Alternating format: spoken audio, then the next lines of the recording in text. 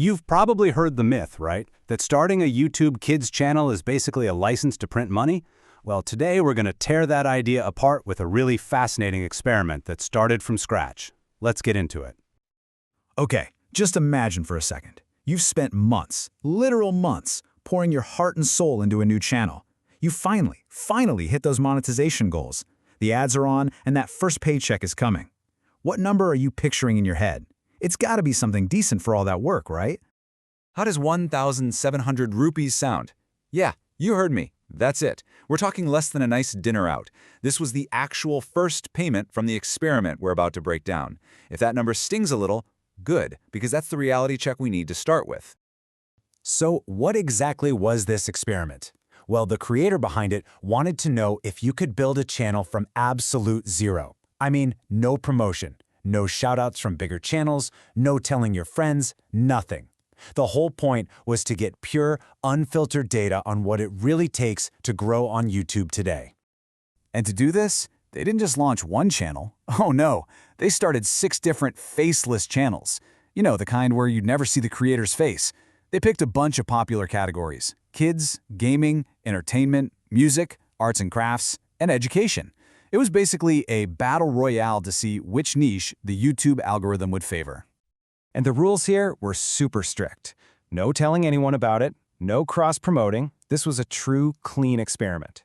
It was just the content versus the algorithm. The big question was, can good stuff, all on its own, actually get noticed? All right, let's talk about the journey, because let me tell you, this was not an overnight success story, not even close. Just like with most new channels, the first couple of months were, well, a real struggle. We're talking almost 0 views. But then something started to shift. This timeline really paints the picture, doesn't it? November, crickets. December, a tiny bit of movement, but nothing to write home about. Then bam, in March, one video just popped. It wasn't massive, but it was the first real sign of life. And that little spark was all it took. By April, the channel just exploded, hitting all the monetization requirements in a single month. So, what was the big takeaway from that? It's simple. When the algorithm gives you a hint, you have to listen. The creator figured out the secret wasn't to keep guessing, but to look at that one video that worked. The style, the topic, the format, and just do it again and again. It's like the quote says, don't try to reinvent the wheel every time. So, the channel is now officially monetized and growing like crazy. This is where the story should get really good, right? This is where the money starts pouring in. But this is also where we hit the most painful and, honestly, the most important lesson about kids' channels. Look at this. This slide shows you the huge difference in what you can earn. Because of laws that stop personalized ads on kids' content, the ad rates are just abysmal. A normal channel might pull in 300 to 800 rupees for every 1,000 views. A kids' channel? You're lucky to get 20 to 60. That is a massive, massive difference. But wait a second. How did this channel grow so fast anyway? When they looked into the analytics, they found something kind of shocking. The huge majority of the views, we're talking 82%, came from a traffic source that is basically the holy grail for new creators. And this chart says it all. You see, most new channels have to grind it out, hoping people find them through YouTube search. But this channel, it was being powered almost entirely by suggested videos. That means the YouTube algorithm itself was actively pushing the content to people. So what does that actually mean? It means your video is the one that pops up right after someone finishes watching a video from a giant channel, like CoComelon or Choo Choo TV. You're basically getting a free ride on their massive audience. This is the ultimate thumbs up from YouTube, telling you it loves your stuff and wants more people to see it. Okay, so let's put it all together. The channel got this massive boost from the algorithm. It pulled in 72,000 views in its very first week of being monetized. Even with those low ad rates, that's gotta be a decent chunk of change, right? So what was the final number? And here is the cold, hard truth. All those 72,000 views, they translated to just 1,700 rupees. The RPM, which is what you actually earn per 1,000 views after YouTube takes its cut, was a measly 23 rupees. The big takeaway here is that even with viral level growth, relying on ad revenue alone is just not going to work.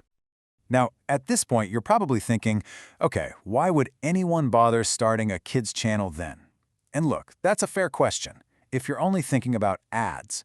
But that's kind of missing the bigger picture. Let's talk about where the real business is. The truth is, if AdSense is your only goal, you're playing the game all wrong. Think of ad revenue as just the seed money, not the main prize. The real value, the real potential of a successful kids channel is in the brand you build around it.